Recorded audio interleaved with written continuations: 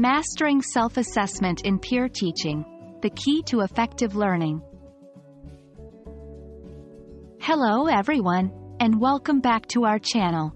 Today, we're diving into the topic of assessing and reflecting on peer teaching, specifically focusing on self-assessment.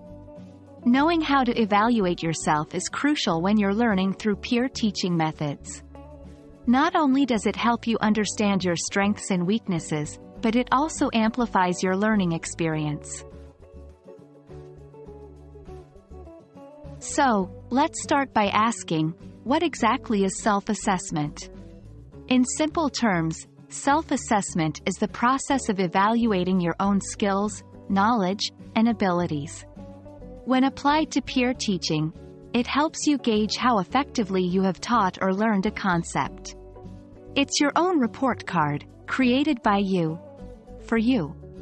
Benefits of self-assessment: personal growth, gain insights into your learning style.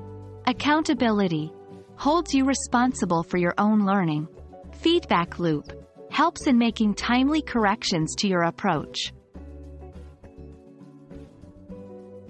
Conducting a self-assessment might seem complicated, but it's really quite straightforward. Here's how to go about it. Step 1. Set clear objectives. Before starting any peer teaching session, make sure you have clear objectives. What do you aim to learn or teach? Knowing this makes the assessment phase much easier. Step 2. Take notes. While teaching or learning, jot down some notes. These can be things you think you've done well or areas where you could improve. Step 3. Reflect. After the session, take a few minutes to reflect on your notes. Ask yourself questions like, did I meet my objectives? What were my strong points? Where do I need improvement? Step 4. Score yourself. Give yourself a score based on your performance. Be honest. This is for your benefit. Step 5. Make an action plan. Lastly, based on your self-assessment, create an action plan for improvement. This will guide you in future peer teaching sessions. Be honest. The first rule of self-assessment is honesty. If you sugarcoat your evaluation, you're only cheating yourself. Seek peer feedback. While the focus is on self-assessment, it's also beneficial to seek feedback from your peers. They can offer you another perspective that you might not have considered. Revisit and update. Self-assessment is not a one-time thing.